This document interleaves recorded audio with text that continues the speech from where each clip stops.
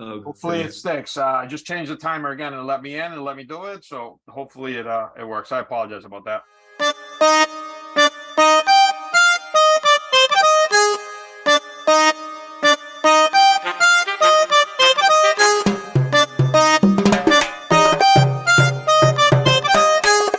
Before we got cut off, you were discussing the wake up and smell the coffee fee. We got we don't all we the, get yeah all the we get fees you don't get to look we at, get and the you don't fees get to shop around for and we don't even know and them. We have no idea what they are because they I mean, if you look at the bill, they look so pretty and they're so hidden, and it's like it looks so important, and it's you're just getting screwed. They're charging you for stuff that, like, back in the day, no, you weren't around back in the before 2008. In the lending world, they were the junk fees. They were called junk fees in the lending world because back before the crisis, it was the wild west in this industry, and the compensation that people made is insane. And you hear terminology like in the points in the front and points in the back. You guys might have heard that, that type of lingo. And then junk fees. I mean, I used to call them not paying attention fees, because you could add fees, processing fee, underwriting fee, I don't feel good this morning fee, I'm gonna have coffee on you fee. Like, you put all these fees on the back then on the HUD, and some people got like this royally screwed, and they had no idea how they were getting screwed. It's exactly the same thing. I mean, do you find that, Steve, that people, when you show them the bill? Yeah, that's honestly my favorite thing to do. That's the first thing we do. Before we can even talk about solar, we got to understand what they're paying for and how their current service works, because you're right. Most people aren't going to look at it. Why would they look at it? Right. There is no competition in their eyes. Right. I have to pay this bill. If I don't, my lights get turned off. If they go up 10, 20, 30% in a year, what choice do I have? Right. And on the utility side, it's an investor, 80% of them are investor-owned utilities. They have shareholders, right? Anything goes up, gas price goes up, natural gas prices go up, right? All those fees or even infrastructure costs are passed on to homeowners. So the first thing I do when I explain to them the bill is there's an energy charge, and then there's like a fuel charge or a distribution charge. So you might be paying like, let's say $100 for the energy, and then you might be paying 150 to bring that all the way to your house, right? Because all that infrastructure costs money. For example, FPL, which is, the biggest utility here in Florida, a few years ago, they spent like $40 million just on trimming trees around the power lines, right? That's not even actual maintenance on the grid. So it is expensive. And utilities, yeah, they're fine with people going solar, but after a while, we're nowhere near that. But once it gets past maybe 10%, it will start cutting more into their profits, because solar people, they're not paying for the energy, because, we're taking advantage of the world's largest nuclear power plant in the sky that someone put there. And you're not paying for the shipping and handling. So it's wireless, right? So we get to avoid the economics of, price inflation or maintenance inflation, or, the fact that so many people are moving here. New communities are being built every other day, and we have to all share in those costs. So what you're going to see is that over time, in the beginning, the best incentives for solar are right now, which is the net metering 1.0, which is for every dollar of energy you give to the grid, they give you that full energy back. It's not always going to be like that, right? Like California, they had that for the longest time. Their solar's like crazy. April, this month, they're now reducing that credit. So for every dollar of energy you give them, they're only going to give you like 25 cents. So that's like a 75% reduction in the credit. So people over there, I had a cousin in California, I haven't touched a little while. And he called me. He was like, "Hey, you guys do solar in Cali?" I was like, "Yeah, man." He's like, "Yeah, I'm trying to beat it before they change the rules, because if you get the net metering the way it is now, you get grandfathered in for the next 20 years, and so the payback on that is going to be a lot faster." So, and the reason for that is, I'm assuming, because there's already, number one, the costs have gone up significantly, and number two, there's already a good enough of people that have solar in California, where they're like, okay, we give them too much, let's move on, right? That's exactly it's economics. It's just In the beginning, they have a large incentive to get people going, but after a while, they're like, well, solar already makes sense. We're going to lower, kind of sunset the benefits, kind of like they do with the solar tax credit, right? Right now it's for the next 10 years, and then it'll go away. So for these next 10 years, they're calling it, the solar decade or the electrification of America. And it's also going to help with inflation, because if your energy prices aren't going up, 5 to 10% every year, that's also helping, the economy right here in the middle class. Absolutely. And unfortunately, sometimes solar hasn't always been done right. It's a deregulated market, so you want to be careful, with going with two guys in a solar truck, because you want to make sure this system's going to last, but you want to make sure that you have a good warranty with a reputable company that's going to, just like anything. So how does the installation process work, and what are the things that people should consider before deciding to install the solar panels? I would say the main thing is that is just get a roof inspection, just to make sure that your roof is good.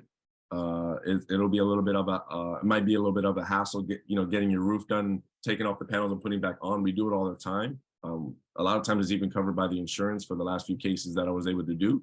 But if your roof has a leak in it, right, you don't want to just slap solar on it. Let's just make sure we do the project right. And then we'll double check the electrical, we'll upgrade the electrical. So there's not really much that the homeowner really has to worry about. Our process is pretty simple. You send an electric bill, and within 24 hours you get a free custom design with exactly how much you would save and what that new monthly would look like, and how much offset we could do. And with the company that I have right now with Freedom Forever, we're bringing a lot of other, we're bringing a lot of people from different companies are moving over here because we have a money back guarantee. If I'm going to, be selling this to my aunt and my friend and my cousin, I want to be sure that no matter what happens, even if the system's producing zero energy, that my customers guarantee those number of kilowatts every year. So with that said, I mean, if the home needs to be updated as far as electrical and the roof before the installation of the solar panels, is that an out-of-pocket cost to the owner? No, I've been able to bundle roofs and electrical all at the same time for several projects. And my sons, and I honestly don't know. I don't remember the current company he's at. He's been there for a couple of months. I don't know of the name of the top of my head, to be. I got to ask him, but they have and I didn't bet and at the current company he's with. That's not where I bought my panels from, so that's why I don't know the name of it. But they have, as his current company, you're able to include the roof. When the homeowner needs the roof, they can include it, which is another and here's a little if you're not using this, Stephen, if you can utilize that's a big problem coming here in Florida. People's with roofs. There's no financing with the new changes in insurance. They can't the insurance companies are pretty much not going to cover roofs. I mean, it's got to be, it's got to be a legit situation. In a hurricane, it's got to come off and rip it off. That's what will be covered. But I think the days of these people knocking on doors and say we can change your roof for free and just give us, because they already signed into law, they can no longer transfer the power over. The homeowner cannot transfer the power over to the roofing companies to litigate. So that's kind of gone. So the next step is people are they're going to be told by the insurance companies, you need to replace your roof or we're not going to insure you. And there's a lot of people that, you can't really just go out, and a lot of roofing companies don't offer financing. So that's an out-of-pocket expense for people, or do a HELOC and take money out of your house, or refinance and cash out at a higher rate if you're already at a low rate.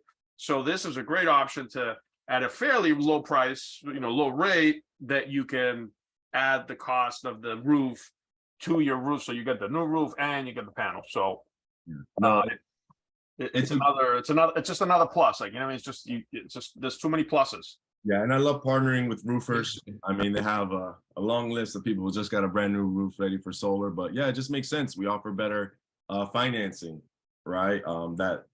Financing products that these roofers won't have access to. That's stretched over a 25-year period or even a 30-year period at a relatively low fixed interest rate. And so they can finance the roof, right, together with the solar, get a price that's probably not even too far from the current electricity. And it includes the roof as well. And then they can still have their claim as long as they do the claim before the roof gets done. So that way, potentially, the homeowner can still get that money for the roof as well. Because I've had some certain claims may take 30 days, 45 days. I have a really good insurance adjuster, third party that comes and gets these things approved. But I've had one where it took, you know, almost a whole year. It got done, but it took a whole year.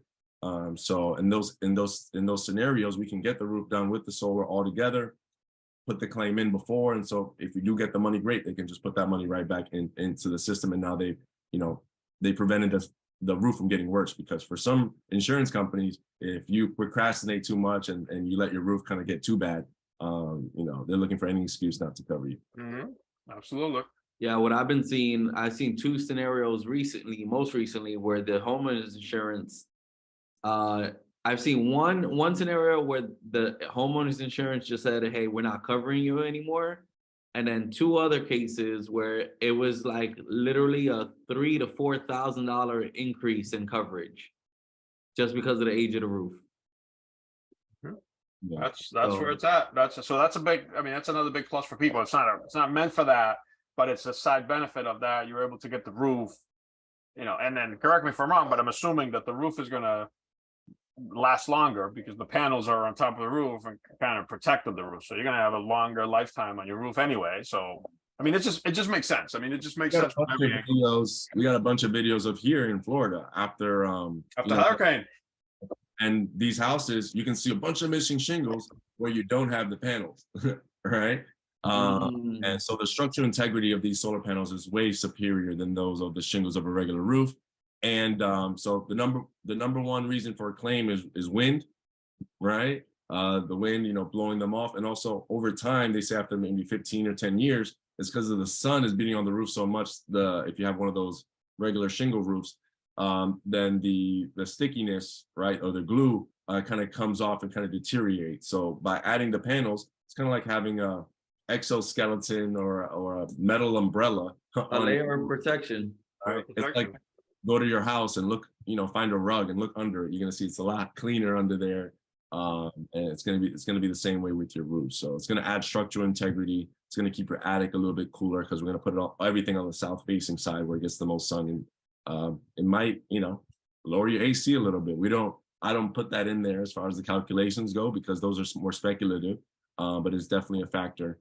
You know, when it comes to people going solar. I mean, the utilities, they're building these giant solar farms, you know, billions of dollars. They're not worried about, yeah, you know, for sure.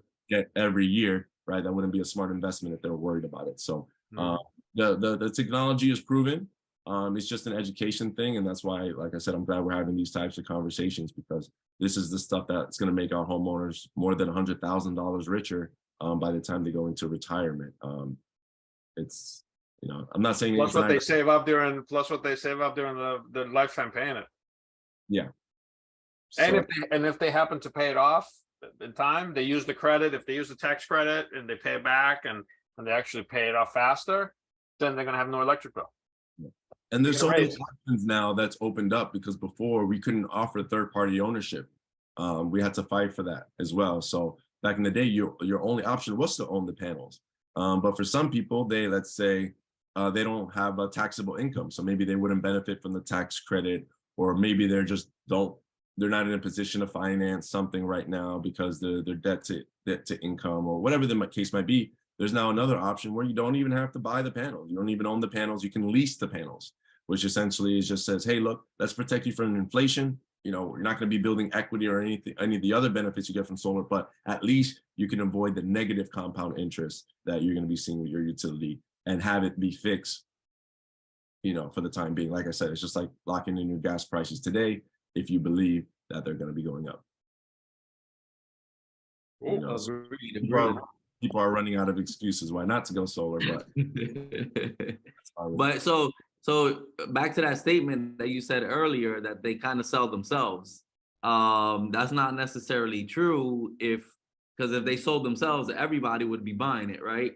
Definitely. So how much convincing do you find yourself having to do, you know, very briefly in order to get somebody from one side to the other? I want to say maybe after they send me the electrical bill and I put it together, me sitting and talking with them, I say probably after 30 minutes, they pretty much get what's going on. It's either going to make sense. They either want to pay more and be inflation, or they want to pay less and lock it in. You know, and it's just kind of they'll have questions. We just need to address some of those questions or concerns that they have. Like you said, like, you know what I mean, or like the transferability or like the tax credit. So there's a few, you know, incentives there that they might want to learn about.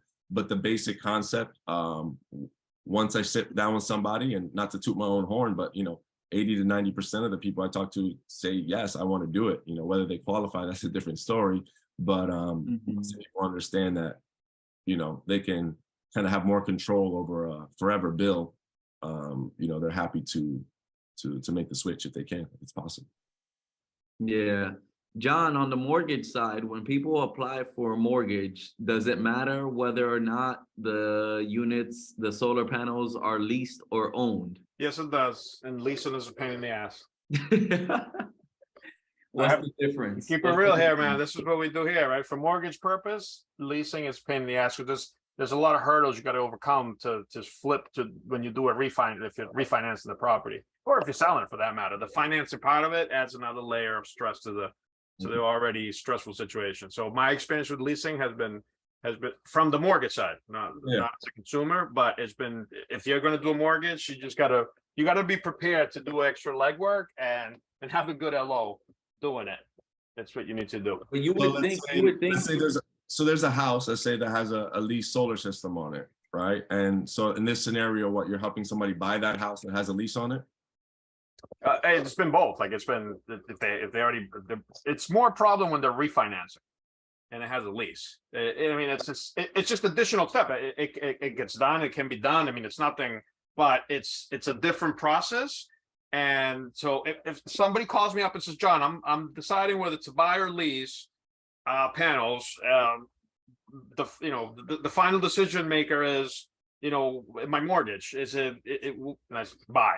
I mean, that, you know what I mean? Like, just buying is definitely, it's a better option. Like, it's just, you own it, it's yours, you're free and clear. It's just no argument there. Buying it is definitely lease is just another additional option. But for the mortgage part of it, people need to understand that yes, they can get into it, qualify, but it's going to be an additional layer when they have to mortgage. They just got to get more paperwork and do more legwork.